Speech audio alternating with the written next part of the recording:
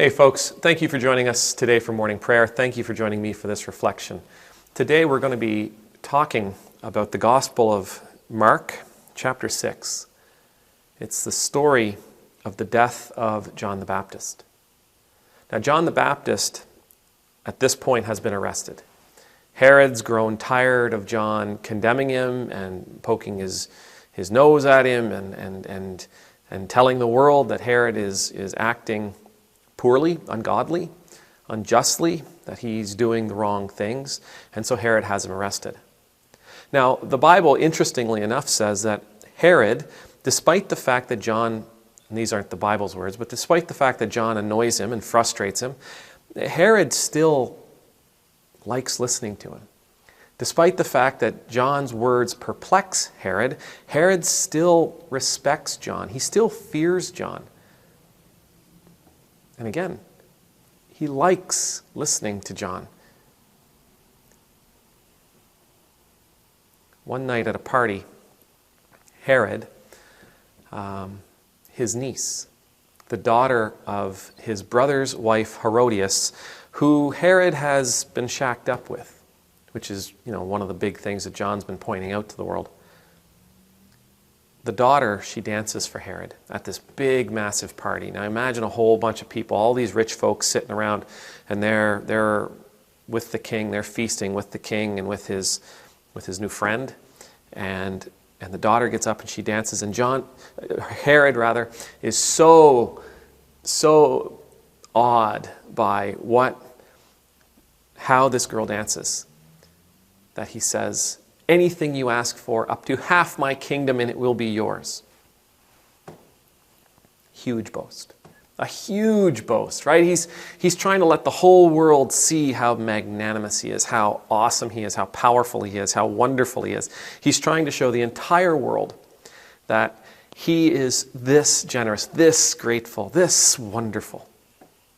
And he could have done that in a lot of different ways. He could have done that by giving her some jewels off of his hand or calling for a bag of gold or anything. But no, Herod makes this big boast. Now the daughter, she goes back to Herodias and whispers, what should I ask for? And Herodias, get me the head of John the Baptist. See, Herodias hates John the Baptist. She's not taken by him at all. She's not afraid of him. She does not respect him. She hates him because John the Baptist has been saying that her life with Herod is in violation of God's law because she was originally married to Herod's brother who died. She doesn't care at all for what John the Baptist says. She doesn't like what John the Baptist says. She doesn't enjoy her time listening to John the Baptist. And so she wants his head. And of course, Herod has made this big boast. The young girl comes over and says, I would like the head of John the Baptist on a platter. And Herod, who made this huge boast in front of all these people, he can't go back on his word.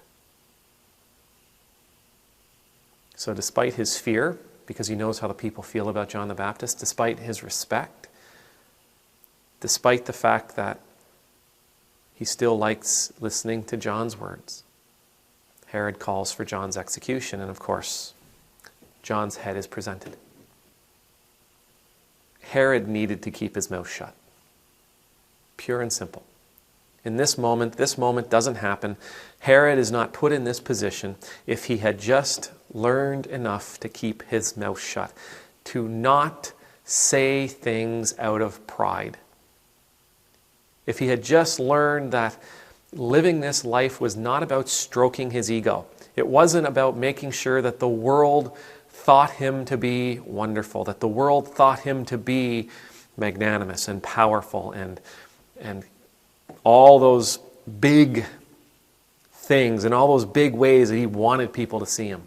If he had just come to the conclusion that he didn't need their exaltation, he didn't need their praise, he's not put in this position. But Herod's ego gets the best of him. Herod's ego makes him say big, silly things. Herod's ego meant that he had to live up to those big, silly words that his mouth uttered. It's better for you and I to walk through this life in humility. Because we've all had moments like this where we've said something grand only to be called out on it, only to have to do it.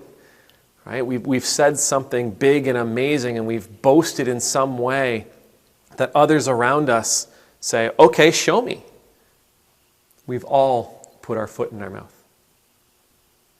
And for the most part, that comes when we speak from our ego, when we speak from that place of pride, when we step outside of what is a better place, humility.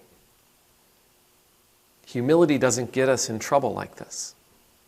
Humility, walking through this life with our eyes open, our ears open, our head down, doing what needs to be done in front of us, doing the work that's been given to us, saying the words that we need to say, not the words we want to say.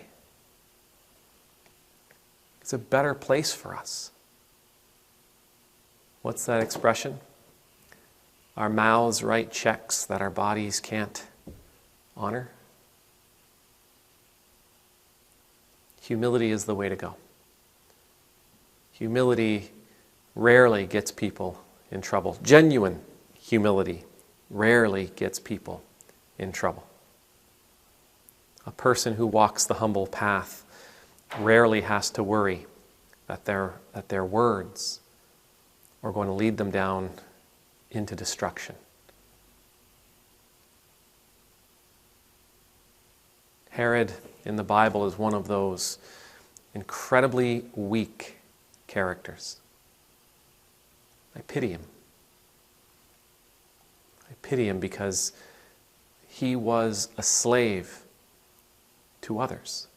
As a king in his region, he was still a slave to others. He was a slave to their praise and their adoration.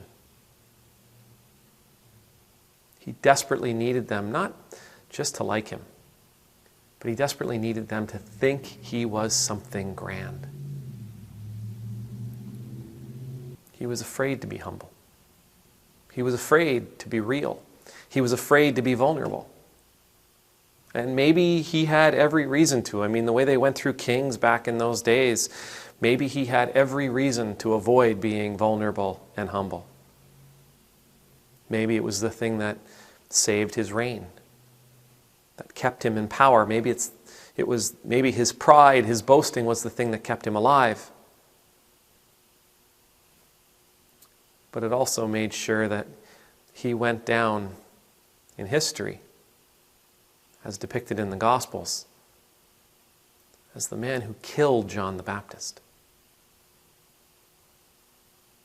May the Lord bless you. May the Lord keep you. May the Lord's face be made to shine upon you and be gracious to you. May the Lord's countenance be lifted up to you. May you always know the peace of being in the Lord's presence.